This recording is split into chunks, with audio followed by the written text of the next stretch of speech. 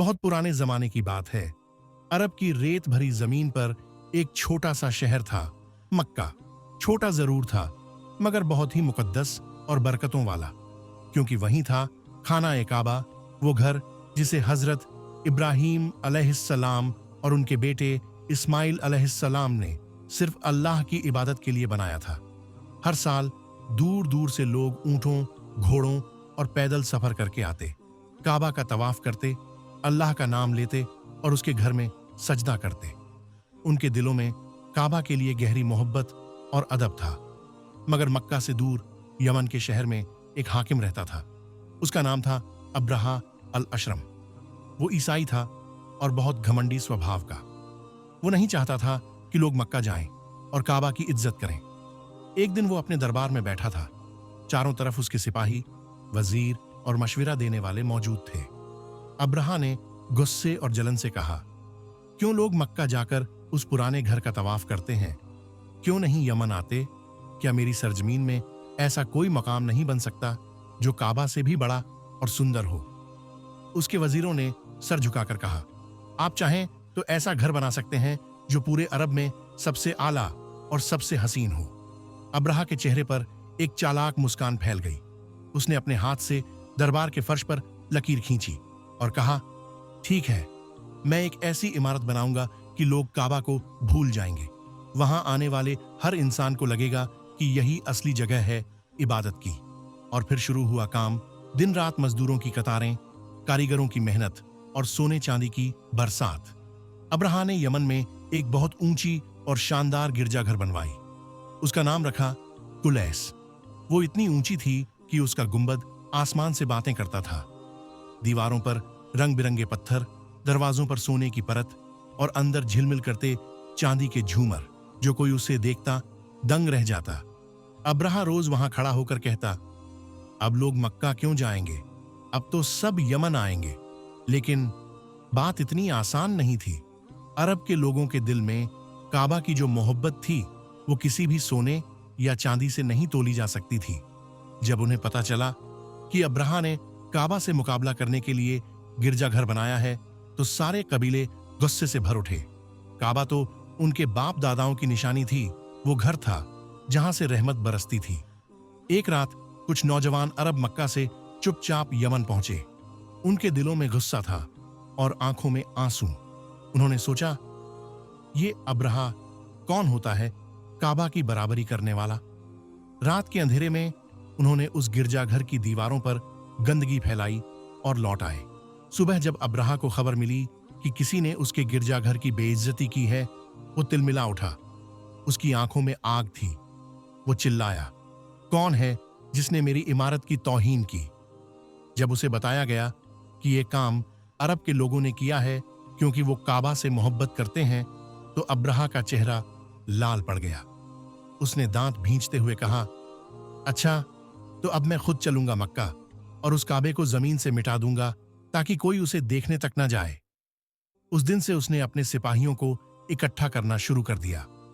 चारों तरफ से हाथियों की फौज बुलवाई। बड़े बड़े, ताकतवर, डरावने हाथी। सबसे बड़ा हाथी था महमूद, जो उसका प्यारा और सबसे शक्तिशाली था। अब्रहा ने अपनी तलवार हवा में लहराई और गरजते हुए कहा, चलो मक्का की तरफ, और जो कोई रास्ते में आए उसे कुचल दो। आज कोई भी अल्लाह के उस घर को नहीं बचा सकेगा। लेकिन उसे ये नहीं मालूम था कि जिस घर को वो मिटाने जा रहा है वो घर अल्लाह का है और अल्लाह अपने घर की हिफाजत खुद करता है। रात का अंधेरा अभी ताजा ही था। चांद अपनी काली चादर के पीछे छिपा था और हवाएं रेतीले तारों के बीच सरसराती जा रही थीं। यमन के महल के आगे अब्रहा का दरबार अभी भी जगमगा रहा था। मशालें जल रही थीं और उसकी दरवाजा घड़ी पर पहरेदार थक कर बैठे थे। पर उस रात के 12 बजने से पहले दूर हटकर गूंजती खबरों ने महल की नींद चुरा दी। किसी ने तुम्हारे गिरजाघर को बेइज्जत किया है। सुबह की पहली किरण के साथ ही खबर महल तक पहुंची। अब्रहा के होंठ भौहों पर सिकुड़ गए। उसकी आंखों में एक ऐसी आग जल उठी जो कभी बुझती नहीं। उसने दरबार में अपने वजीरों को आवाज लगाकर कहा। गुस्से से उसके शब्द कांप रहे थे, कौन है जिसने मेरी इज्जत से खिलवाड़ किया? वजीरों ने डरते हुए सर झुकाए और बात बताई।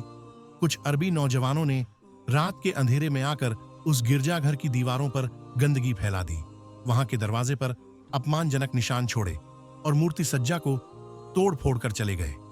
अब्राहा ने जैसे ही यह सुना, उसका रंग उड़ गया, उसके होंठ थरथराए और उसने एक ठंडी धीमी आवाज में कहा, अगर यह सच है तो यह मेरी धुन और बढ़ा देगी। मैंने उन्हें बड़ा मकाम दिया और वे इसे गंदा कर गए। वह उठ खड़ा हुआ, उसकी गर्दन पर नसें उभर आईं। उसने अपने हाथ के इशारे पर बगैर वक्त गंवाए आदेश दे दिए, सैनिकों को बुलाओ, हाथी बुलाओ, जो भी तेज और बड़ा है सबको वहां इकट्ठा करो। यमन के कोने कोने से विशाल विशाल हाथी आए, उनकी पीठ पर भारी हथियार, उनके कानों पर झुमके और उनके कदमों की थाप इतनी गूंजती कि धरती मां कुछ पल के लिए कांप सी उठती। सबसे आगे चला महमूद, इतना विशाल कि उसके कदम पड़ते ही मिट्टी से धूल उठती और आसपास के लोग भय से थरथर कांपते। अब्राहा ने सख्त आग में तप कर कहा, उसकी आवाज अब सारे सैनिकों के दिल में उतर रही थी, हमारे नगर की इज्जत पर चोट की गई है। वे लोग जो हमारे सामने नतमस्तक नहीं हुए, उन्हें दिखाना होगा कि हमारी ताकत क्या है। चलो मक्का की तरफ और उस काबे को मिटा दो। जब लोग देखेंगे कि काबा नहीं रहा तो वे यमन ही आकर इबादत करेंगे। यही मेरी इरादा है। सैनिकों ने तलवारें उठाईं, तीर ढाल तैयार किए और हाथियों को लाठियों से हिला दिया गया। महमूद और उसके साथी आगे बढ़े, उनकी सूंडें उठीं, उनकी आंखों में उग्रता थी और उनके दांतों के बीच से धुआं सा निकलता हुआ महसूस हुआ। रास्ता लंबा था, रेत की लहरियां, पहाड़ियों की ढलानें और बीच बीच में छोटे कबीलों के गांव। पर अब्राहा की आंख में सिर्फ मक्का और काबा का मकसद चमक रहा था। उसकी 13 सी इच्छाएं अब बदला लेने वाली ऊर्जा में बदल चुकी थीं। लोगों को डर था, जो मक्का के पास रहते थे, उनके चेहरों पर फिक्र और उदासी थी। किस्से दास्तानें हवा में फैलने लगीं। अब्राहा आ रहा है, कोई फुसफुसाया। उसकी फौज हाथियों के साथ है, किसी ने कहा। और वहीं मक्का के अंदर अब्दुल मुत्तलिब जैसे बुजुर्गों ने यह सुना तो उनकी आंखों में ठहराव आया। उन्हें मालूम था कि काबा सिर्फ ईंट और पत्थर नहीं, उनकी पीढ़ियों की यादें, उनके इबादत के नगमे और उनकी जिंदगी का हिस्सा है। अब्राहा की फौज जैसे ही आगे बढ़ी, हवा में कुछ अजीब सी खामोशी छा गई, मानो कोई बुरी खबर आ रही हो। हाथियों के कदमों के साथ पत्थर और मिट्टी उड़ते रहे, पर अब्राहा का दिल अभी और भी क्रूर हो चला था। उसने सोचा, जब काबा मिट जाएगा तो लोग डरकर मेरे पास आएंगे, मेरी शान और बढ़ेगी। लेकिन कोई नहीं जानता था कि किस तरह से एक निश्चय और एक ठगे हुए घमंड से भरा इंसान अपने तकदीर का फैसला कर बैठता है। अब्राहा ने जो कदम उठाया था वो सिर्फ एक शहर पर हमला नहीं था।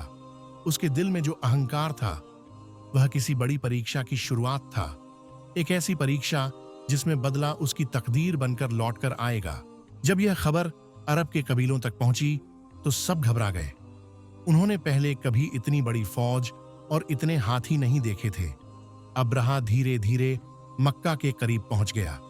रास्ते में उसने बहुत से कबीले उजाड़ दिए, लेकिन मक्का में उस वक्त अब्दुल मुत्तलिब हजरत मोहम्मद सल्लल्लाहु अलैहि वसल्लम के दादा थे, बहुत इज्जतदार और समझदार इंसान।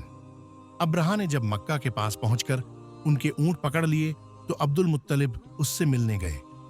जब अब्राहा ने देखा कि अब्दुल मुत्तलिब कितने रोशन चेहरे और गरिमा वाले शख्स हैं, तो वो उठकर उनका सम्मान करने लगा। उसने कहा, क्या तुम मुझसे अपने काबा के लिए रहम मांगने आए हो? अब्दुल मुत्तलिब ने बहुत सुकून से जवाब दिया, नहीं, मैं अपने ऊंटों के लिए आया हूं जो तुम्हारे लोगों ने पकड़ लिए हैं। अब्राहा हैरान रह गया, बोला, मैं समझा तुम अपने काबा की हिफाजत की बात करने आए हो और तुम ऊंटों की बात कर रहे हो। अब्दुल मुत्तलिब ने कहा, वो ऊंट मेरे हैं, उनकी जिम्मेदारी मेरी है, लेकिन काबा वो अल्लाह का घर है, उसकी हिफाजत खुद अल्लाह करेगा। अब्राहा हंस पड़ा, लेकिन उसे क्या पता था कि ये लफ्ज सच्चे हैं, क्योंकि अब्राह का मुकाबला अब खुद रब्बुल आलमीन से होने वाला था। सुबह की पहली किरण रेत के झर्रों पर फैलने लगी थी। हवा में एक अजीब सी खामोशी थी, जैसे पूरी धरती किसी बड़े वाक़ये का इंतजार कर रही हो। अब्राहा की फौज मक्का के करीब पहुंच चुकी थी। हजारों सिपाही कवच पहने, तलवारें चमकाते, और उनके बीचों बीच सबसे बड़ा और ताकतवर हाथी महमूद खड़ा था। उसकी आंखें बड़ी बड़ी थीं, सांसों की गर्मी से धूल उड़ रही थी। हर कदम पर धरती कांप उठती थी। अब्राहा अपने ऊंचे मंच पर खड़ा था, चेहरे पर घमंड की मुस्कान। उसने अपनी तलवार ऊंची उठाई और दहाड़ा, महमूद को आगे लाओ, अब वक्त आ गया है। काबा की दीवारें ढह जाएंगी। आज सबको पता चलेगा कि अब्राहा से बड़ा कोई नहीं। सैनिकों ने जोर से आवाज लगाई, हाथी की लगाम खींची और उसे मक्का की तरफ घुमाया। लेकिन महमूद वहीं रुक गया।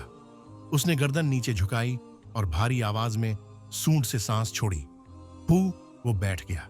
इतना बड़ा हाथी जमीन पर झुक गया जैसे किसी अदृश्य ताकत ने उसे रोक लिया हो। अब्राहा चिल्लाया, उठो महमूद, आगे बढ़ो।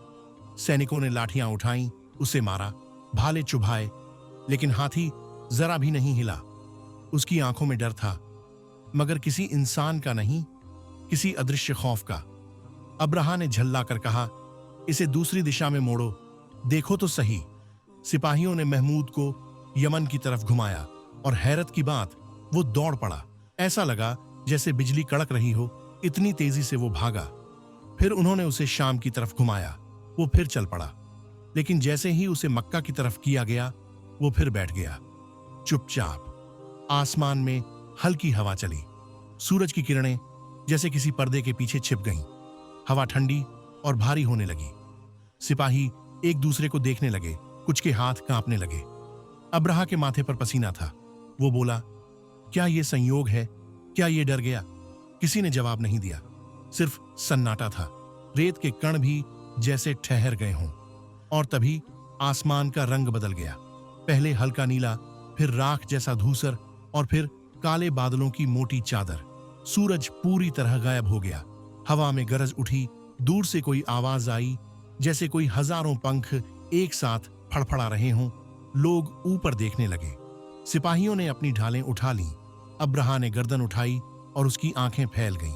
आसमान से हजारों छोटे छोटे परिंदे उतर रहे थे, झुंड के झुंड, जैसे काली बारिश हो रही हो। हर एक अबाबील की चोंच में एक पत्थर और पंजों में 2। अब्राहा को कुछ समझ नहीं आया। वो बोला, ये क्या है? ये किसकी फौज है? किसी ने धीमी आवाज में कहा, अब्राहा, ये अल्लाह की फौज है। आसमान अब भी अबाबीलों के परों से ढका हुआ था। हवा में शोर नहीं था, बल्कि एक अजीब सी दहशत थी, जैसे सारी दुनिया ने अपनी सांसें रोक ली हों। अब्राहा की फौज, जो सुबह तक गर्व से चल रही थी, अब मिट्टी और राख में बदल चुकी थी। उनके शरीरों पर वो छोटे छोटे पत्थर ऐसे गिरे जैसे आग के शोलों की बारिश हो। हर सैनिक, हर जानवर, हर हथियार, सब खत्म। वो पत्थर जो इतने छोटे दिखते थे, अल्लाह की हुक्म से जब गिरते तो जिस्म को आर पार कर जाते। फौलादी कवच गल जाते, जमीन पर राख की बदबू फैल जाती। महमूद, वो बड़ा हाथी जिसकी चाल पर धरती कांपती थी, वो भी वहीं गिर पड़ा। उसकी सांस भारी हो गई और उसकी आंखें बंद हो गईं। अब्राहा ने चारों तरफ देखा। जहां कभी उसकी फौज थी, वहां अब सिर्फ सन्नाटा और मौत का मंजर था। उसके हाथ कांप रहे थे। वो चिल्लाया, ये क्या हो गया? ये किसकी ताकत है? कोई जवाब नहीं था।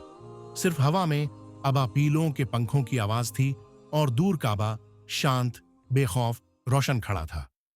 अब्राहा ने अपनी घायल देह संभाली और यमन की तरफ लौटने की कोशिश की। उसके कुछ सिपाही जो जिंदा बचे थे, उसे सहारा देकर ले जा रहे थे। रास्ता कठिन था। हर कदम पर उसका जिस्म सड़ता जा रहा था। कभी चेहरा सूजता, कभी बाहें गलने लगतीं। उसके भीतर का जहर फैल चुका था। वो दर्द से चीखता, मगर कोई मदद नहीं कर पाता। हर कदम पर उसे याद आता वो पल जब अब्दुल मुत्तलिब ने कहा था, काबा की हिफाजत उसका मालिक करेगा। और आज वही अल्लाह ने दिखा दिया था कि उसकी ताकत के आगे किसी बादशाह की कोई औकात नहीं। आखिरकार अब्राहा यमन की सरहद तक पहुंचा, लेकिन अब वो अब्राहा नहीं था जो घमंड से भरा था। उसका जिस्म सड़ चुका था, आंखों की रोशनी बुझ चुकी थी, और उसने तड़पते हुए आखिरी सांस ली, एक चीख के साथ जो रेत में खो गई।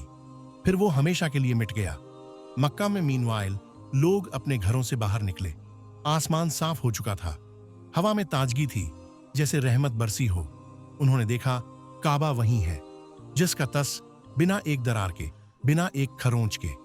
बुजुर्ग अब्दुल मुत्तलिब ने आसमान की तरफ देखा और कहा, सुभान अल्लाह, ये घर उसका है और वो ही इसका हाफिज है। मक्का की गलियां खुशी और सजदे से गूंज उठीं। लोगों ने जाना कि जिस घर को इंसान मिटाने आए थे, अल्लाह ने अपनी ताकत से उसकी हिफाजत कर ली, बिना किसी तलवार, बिना किसी सिपाही के। और इस तरह दुनिया ने देखा, अल्लाह की फौज बिना शोर के आती है, मगर उसका असर पूरी दुनिया में गूंजता है। जो अल्लाह के घर, उसकी इज्जत या उसके बंदों से टकराता है, वो मिट जाता है। और जो अल्लाह पर भरोसा रखता है, उसे दुनिया की कोई ताकत नुकसान नहीं पहुंचा सकती। अल्लाह की मदद के लिए हथियार नहीं चाहिए, सिर्फ सच्चा ईमान चाहिए। और उसी साल मक्का की सरजमीन पर जन्म हुआ हमारे प्यारे नबी मोहम्मद सल्लल्लाहु अलैहि वसल्लम का। वो साल हमेशा के लिए आमुल फेल कहलाया। अल्लाह ने ये दिखा दिया कि वो अपने घर और अपने बंदों की हिफाजत खुद करता है। जिस तरह उसने काबा को बचाया, उसी तरह वो अपने नबी सल्लल्लाहु अलैहि वसल्लम की भी हर मुश्किल से हिफाजत करता रहा। अल्लाह की ताकत सबसे बड़ी है। कोई भी जालिम चाहे कितना बड़ा क्यों ना हो, अगर अल्लाह न चाहे तो कुछ नहीं कर सकता। ईमान और भरोसा ही असली हिफाजत है। अब्दुल मुत्तलिब ने तलवार नहीं उठाई, सिर्फ अल्लाह पर भरोसा किया और जीत अल्लाह ने दी। तकब्बुर, अहंकार का अंजाम बुरा होता है। अब्राहा ने घमंड में आकर काबा पर चढ़ाई की और खुद मिट गया। हर मुश्किल में अल्लाह के हवाले होना चाहिए। जो अल्लाह पर छोड़ देता है, अल्लाह उसकी रहमत से उसकी हिफाजत करता है।